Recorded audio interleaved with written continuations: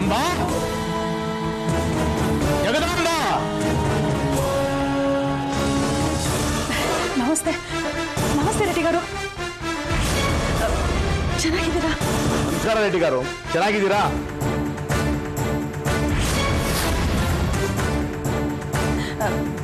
ಪ್ರಯಾಣ ಎಲ್ಲ ಸುಖವಾಯ್ತು ರೆಡ್ಡಿ garu. ಫ್ಲೈಟಲ್ಲಿ ಏನು ತೊಂದರೆ ಆಗಿಲ್ವಾ?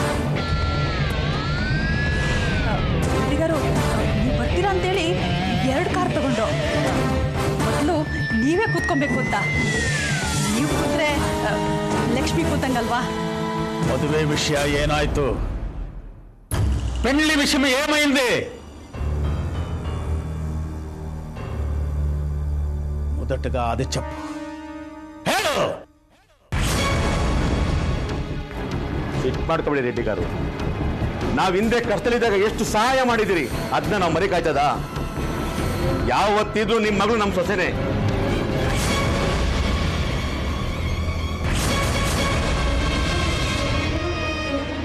ಅದ್ರ ಬಗ್ಗೆ ಚಿಂತೆ ಮಾಡಬೇಡಿ.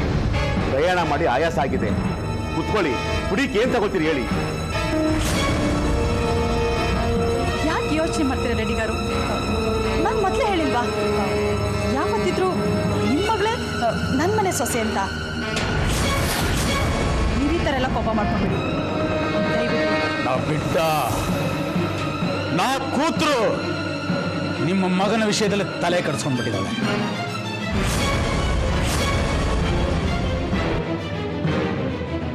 ನೀವಿಬ್ಬರು ಏನು ಮಾಡ್ತಿರೋ ನನಗೆ ಗೊತ್ತಿಲ್ಲ. ಎಷ್ಟು ದುಡ್ಡು ಬೇಕು? ಡಬ್ಬುಲು ఎంత కావాలి?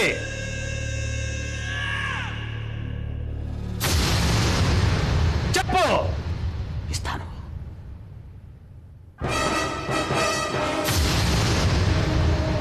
అయితే నా బిడ్డ, నా కూతురు నిన్న మగని జೊತೆ పెళ్లి జరగాలి.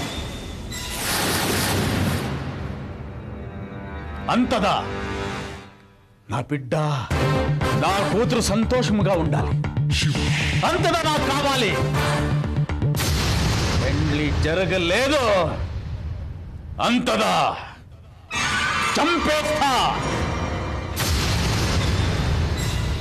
మీరందరినీ బాంబులు పెట్టేసి లేపేస్తా.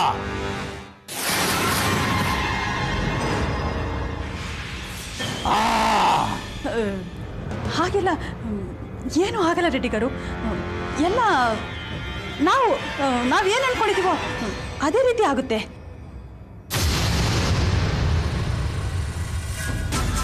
ಕೋಪ ಮಾಡ್ಕೊಂಬಿಡಿ ರೆಡ್ಡಿ garu.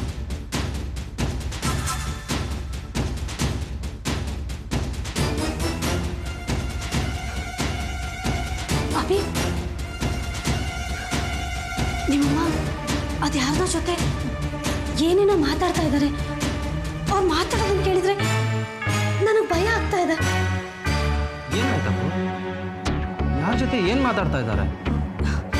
ಅದ್ಯಾರೋ ವ್ಯಕ್ತಿ ಜೊತೆ ನಿಮ್ಮ ಮಗಳನ್ನ ನಮ್ಮನೆ ಸೊಸೆ ಮಾಡ್ಕೊಳ್ತೀವಿ, ನಮ್ಮ ಮಗಳನ್ನ ತಗೊಳ್ತೀವಿ ಅಂತೆಲ್ಲ ನಿಮ್ಮಮ್ಮ ಹೇಳ್ತಾ ಇದ್ದಾರೆ.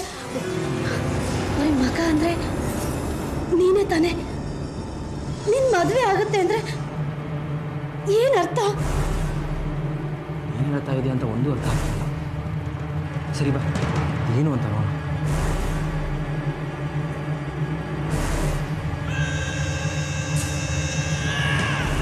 ಟೆನ್ಷನ್ ಮಾಡ್ಕೊಂಬಿಡಿ ರೆಡ್ಡಿ garu. ಕುಡಿಯಕ್ಕೆ ಏನಾರು ತಣ್ಣಗೆ ತರ್ತೀನಿ ರೀ.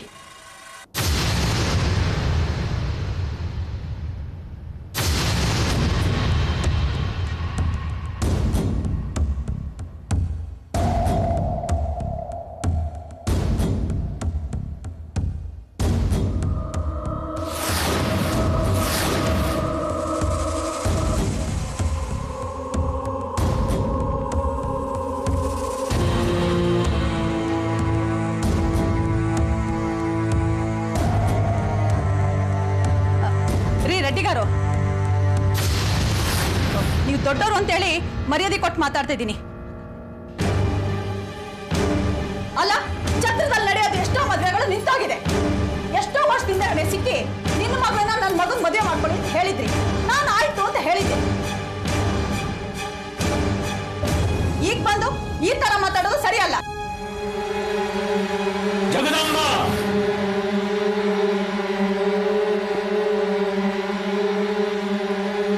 ನನ್ ಮಗ ಯಾವ್ದೋ ಒಂದು ಹುಡುಗಿನ ಮೆಚ್ಚ ಮದುವೆ ಆಗಿದ್ದಾನೆ. ಅವರಿಬ್ರು ತುಂಬಾ ಅನ್ಯೋನ್ಯವಾಗಿದ್ದಾರೆ.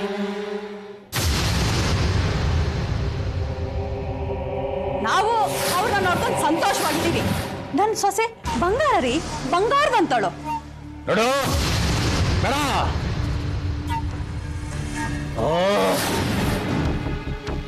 ಏ ಜಗದಂಬ, ಜಗದೀಶ,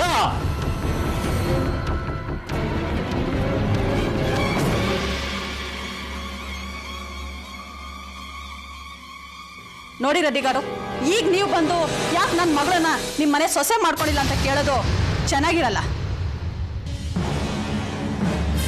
ಅಲ್ಲ, ನನ್ನ ಮಗ ಏನಾರು ನಿಮ್ಮ ಮಗಳನ್ನ ಮಾತಾಡ್ಸಿದಾನ ಇಲ್ಲ ನೋಡಿದಾನ?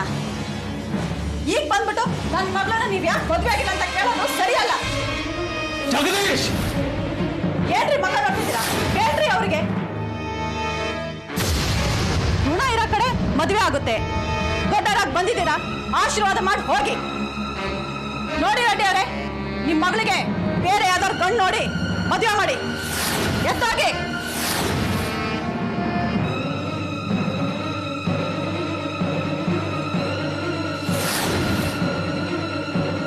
వెళ్తాను జగదంబ, వెళ్తాను.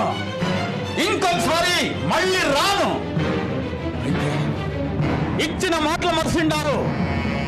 ನೀವು ಕೊಟ್ಟ ಮಾತನ್ನ ಮರ್ತಿದ್ದೀರಾ?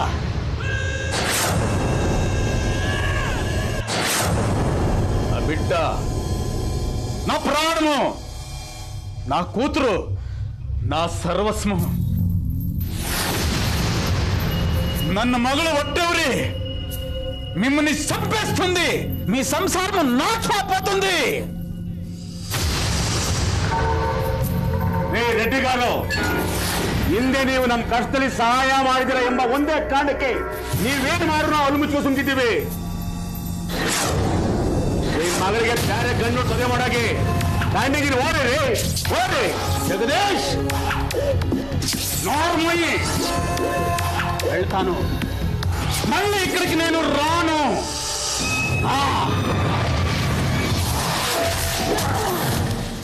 మీరే వెళ్ళి ನನ್ನ ಮಗಳಿಗೂ ನಿಮ್ಮ ಮಗನಿಗೂ ಮದುವೆ ಡೇಟ್ ಫಿಕ್ಸ್ ಮಾಡ್ಕೊಂಡು ಬರಬೇಕು. ಹಂಗ ಮಾಡ್ತೀನಿ. ಮಾಡಲಿಲ್ಲ నేను రాయలసీమ రెడ్డినే కాదు. వస్తా.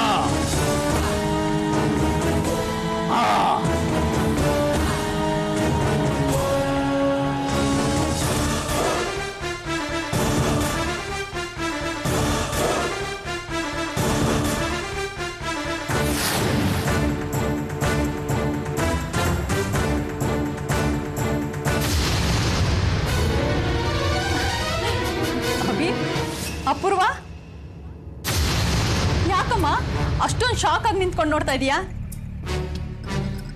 ಅಯ್ಯೋ, ಅವ್ರು ನಮ್ಮ ಹಳೆ ಪರಿಚಯ, ಬಂದು ಏನೇನೋ ಮಾತಾಡ್ತಾ ಇದ್ದಾರೆ. ಅದಕ್ಕೆಲ್ಲ ನಿನ್ ತಲೆ ಕೆಡ್ಸ್ಕೊಂಬೇಡ ಕಣಮ್ಮ. ಹೋಗೊಳಗಡೆ ಹೋಗಿ ರೆಸ್ಟ್ ತಗೋ. ಹೋಗೋ ಅಭಿ.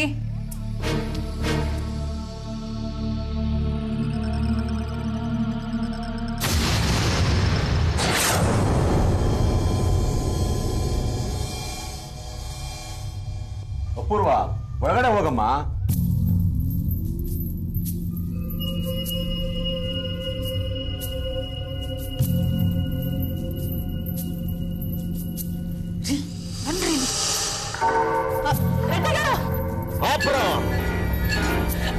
ರೆಡ್ಡಿಗಾರು, ನನ್ನ ಜೊತೆ ನಿಂತಿದ್ರು.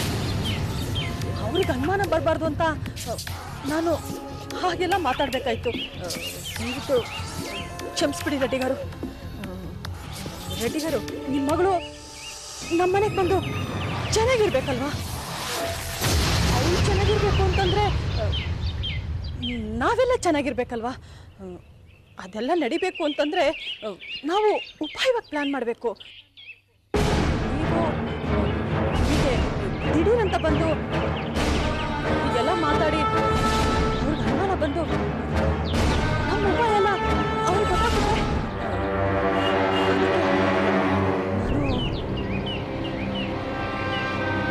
ಹೌದು ರೆಡ್ಡಿ ಗಾರು, ನಮ್ಮ ಪರಿಸ್ಥಿತಿ ಅರ್ಥ ಮಾಡ್ಕೊಳ್ಳಿ. ನಾವು ಮಾತಾಡಬೇಕಾದ್ರೆ ನಮ್ಮ ಸೊಸೆನೂ ಮಗನೂ ಬಂದ್ಬಿಟ್ರು. ಆ ಕಾರಣಕ್ಕೆ ಆ ರೀತಿ ಮಾತಾಡಬೇಕಾಯ್ತು. ದಯವಿಟ್ಟು ಕ್ಷಮಿಸಿ ರೆಡ್ಡಿ ಗಾರು. ఇప్పుడు నాకు అర్థమైంది. ಈಗ ಅರ್ಥ ಆಯ್ತು. నేను మళ్ళీ ఇక్కడికి రాను. ನಾನು ಇಲ್ಲಿಗೆ ಬರೋದಿಲ್ಲ. నువ్వే నా దగ్గరికి రావాలి. నా కూతురికి నీ కొడుకుకి పెళ్లి డేట్ ఫిక్స్ చేసుకొని రావాలి. ఫిక్స్ ಮಾಡ್ಕೊಂಡು ಬರ್ಬೇಕು. లేకపోతే మీరందరినీ చంపేస్తా, హ్యాండిల్ పెట్టి లేపేస్తా. జాగ్రత్త. వస్తా.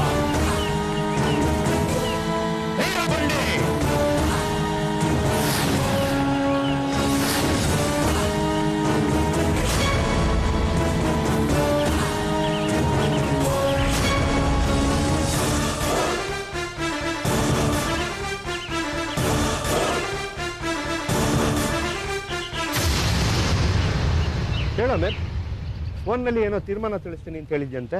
ಏನು ತೀರ್ಮಾನ ಮಾಡಿದೆ? ನಮ್ಮ ಮನೆಯವ್ರಿಗೋಸ್ಕರ ಕೆಲಸ ಮಾಡಲ್ಲ ಸರ್. ನಾನು ಹೈಯರ್ ಸ್ಟಡೀಸ್ ಮಾಡಿ ಅಬ್ರಾಡ್ ಹೋಗ್ತೀನಿ ಸರ್. Very good. ನಾನು ನಿನ್ನಿಂದ ಎಕ್ಸ್ಪೆಕ್ಟ್ ಮಾಡಿದ್ದೇನೆ. ನಾನು ನೀವು ಹೇಳ್ದಂಗೆ ಕೇಳ್ತೀನಿ ಸರ್. ನಾನು ಹೈಯರ್ ಸ್ಟಡೀಸ್ ಮಾಡಿ ಅಬ್ರಾಡ್ ಹೋಗಿ ದೊಡ್ಡ ಡಾಕ್ಟರ್ ಅನ್ಸ್ಕೊಳ್ಬೇಕು ಅನ್ನೋದೇ ನನ್ನ ಉದ್ದೇಶ. ಅದೇ ನನ್ನ ಜೀವನದ ಗುರಿ ಕೂಡ. ಸಂತೋಷ. ನೀನು ದೊಡ್ಡ ಡಾಕ್ಟರ್ ಆಗಲಿಕ್ಕೆ ಎಷ್ಟು ಲಕ್ಷ ಬೇಕಾದರೂ ನಾನು ಖರ್ಚು ಮಾಡ್ತೀನಿ. ನನ್ನ ಅಳಿಯ ದೊಡ್ಡ ಡಾಕ್ಟ್ರು ಅಂತ ಹೇಳ್ಕೊಳ್ಳೋದ್ರಲ್ಲಿ ಹೆಮ್ಮೆ ಪಡ್ತೀನಿ. ಆದರೆ ಒಂದೇ ಒಂದು, ನಿಮ್ಮ ತಂದೆ ನಿನ್ನನ್ನು ವ್ಯಾಪಾರಕ್ಕಿಟ್ಟಿಲ್ಲ, ಅದು ಇದು ಅಂತ 108 ಏನೋ ಮಾತಾಡೋದು. ಅಂತ ಅವರು ನಿಮ್ಮಿಬ್ಬರು ಮದುವೆಗೆ ಒಪ್ತಾರ ಅನ್ನೋದು ನನ್ನ ಅನುಮಾನ. ಅವ್ರು ಒಪ್ಪಲಿ ಬಿಡಲಿ, ನಾನು ನಿಶಾನೇ ಮದುವೆ ಆಗೋದು ಸರ್.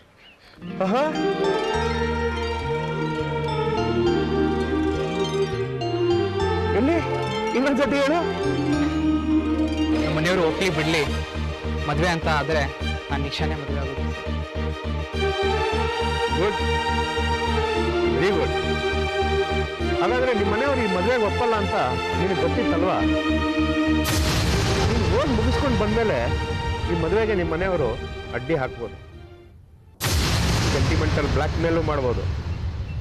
ನಾನು ಲಕ್ಷಾಂತರ ರೂಪಾಯಿ ಖರ್ಚು ಮಾಡಿ ನಿನ್ನನ್ನು ಫಾರಿನ್ ಕಳಿಸಿ ನಿನ್ನನ್ನು ಡಾಕ್ಟ್ರು ಮಾಡಿಸಿ ನನ್ನ ಮಗಳನ್ನು ಕೊಟ್ಟು ಮದುವೆ ಮಾಡೋಕ್ಕೆ ಸಿದ್ಧ ಇಲ್ಲ.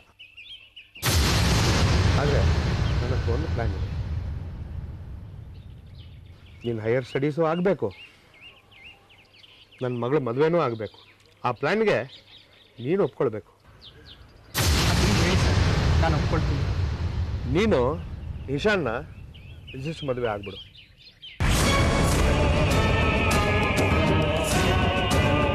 ಆಮೇಲೆ ಮನೆಗೆ ಹೋಗಿ ನಮಸ್ಕಾರ ಮಾಡಿ ಆಶೀರ್ವಾದ ತಗೊಂಡು ನೀನು ಹೈಯರ್ ಸ್ಟಡೀಸ್ಗೆ ಫಾರಿನ್ ಹೋಗೋಕ್ಕೆ ಏನೇನು ವ್ಯವಸ್ಥೆ ಮಾಡಬೇಕೋ ಎಲ್ಲ ನಾನು ಮಾಡ್ತೀನಿ. ಆಮೇಲೆ ನಿಮ್ಮ ಮನೆಯವರು ಒಪ್ಕೊಂಡು ಎಲ್ಲ ಗೌರವ ಕೊಟ್ಟರೆ ಎಲ್ಲರಿಗೂ ಒಂದು ಟೀ ಊಟ ಹಾಕ್ತಾರೆ. ಅಂದರೆ ನಮ್ಮ ಮನೆಯವ್ರು ಹೇಳ್ದೇನೆ ರಿಜಿಸ್ಟರ್ ಮ್ಯಾರೇಜ್ ಆಗ ಮದುವೆ ಆದಮೇಲೆ ಫಾರಿನ್ಗೆ ಹೋಗಬೇಕು ಅಂತನಾ? ಹೌದು. ನನ್ನ ನೆಮ್ಮದಿ, ನಿನ್ನ ಭವಿಷ್ಯ, ನನ್ನ ಮಗಳ ಸಂತೋಷ ಈಡೇರ್ಬೇಕಂದ್ರೆ ಇರೋದು ಇದೊಂದೇ ಮಾರ್ಗ. ನಿನಗೆ ಓಕೆನಾ?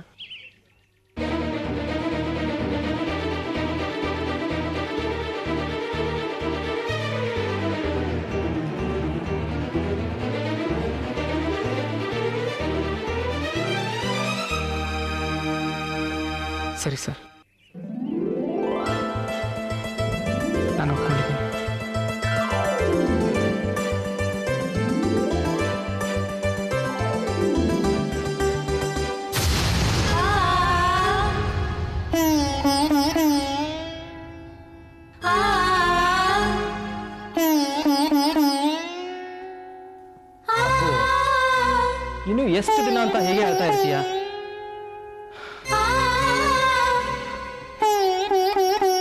ಅಮ್ಮ ಹೇಳಿದ್ ನೀನೇ ಕೇಳಿಸ್ಕೊಂಡಿಯಲ್ಲ. ಆ ಊರಿಂದ ಬಂದಿರೋನ ಹತ್ರ ನಮ್ಮ ಬಗ್ಗೆ ಎಷ್ಟೊಂದು ಸಮರ್ಥನೆಯಿಂದ ಮಾತಾಡಿದ್ರು ಅಂತ. ಯಾವತ್ತೋ ತನ್ನ ಮಗಳನ್ನ ನನ್ನ ಕೊಟ್ಟು ಮದುವೆ ಮಾಡಬೇಕು ಅಂತ ಅಮ್ಮನ ಕೇಳಿದ್ನಂತೆ. ಅಮ್ಮ ನೋಡೋಣ ಅಂತ ಹೇಳಿದ್ದಾರೆ. ಈಗ ತನ್ನ ಮಗಳನ್ನ ನನಗೆ ಕೊಟ್ಟು ಮದುವೆ ಮಾಡಬೇಕು ಅಂದ್ರೆ ಅದೀಗ ಸಾಧ್ಯನಾ? ಅಪ್ಪು, ಅಮ್ಮ ನೀನು ಎದುರುಗಡೆನೆ ಅವನ್ನ ಅಷ್ಟೊಂದು ಊದ್ರಲ್ಲ ಅಂದ್ರೆ ನಮ್ಮಮ್ಮನಿಗೆ ನಮ್ಮಿಬ್ಬರ ಮದುವೆ ಇಷ್ಟ ಆಗಿದೆ ಅಂತ ಅರ್ಥ. ನಮ್ಮಮ್ಮ ನಾವಿಬ್ರು ಚೆನ್ನಾಗಿರ್ಬೇಕು, ಚೆನ್ನಾಗಿ ಬಾಳಬೇಕು ಅಂತ ತುಂಬಾ ಆಸೆ ಇಟ್ಕೊಂಡಿದ್ದಾರೆ ಕಣೆ. ನಿಂಗೆ ಗೊತ್ತಾ?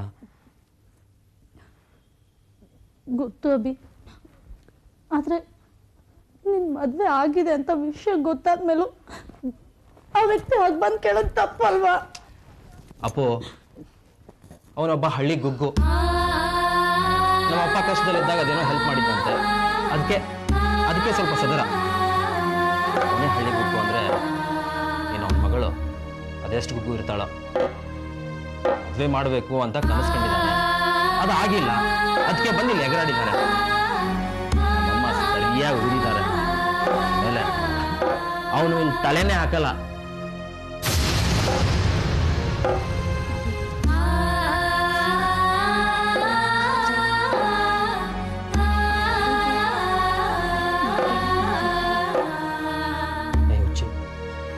ಅವನೇನೇ ತೊಂದರೆ ಕೊಡ್ತಾನೆ. ಅವನಿರೋದು ಅಲ್ಲೆಲ್ಲೋ ಆಂಧ್ರದ ಹಳ್ಳಿಯಲ್ಲಿ. ಏನು ಕೆಲಸ ಇತ್ತು ಅಂತ ಇಲ್ಲಿಗೆ ಬಂದಿದ್ದ. ನನ್ನ ಹೊಟ್ಟೆ ಊರಿನ ಹೇಳ್ಕೊಂಡಿದ್ದಾನೆ. ಹಾಗೆ ಅಮ್ಮನ ಕೈಲಿ ಚೆನ್ನಾಗಿ ಊಸ್ಕೊಂಡಿದ್ದಾನೆ.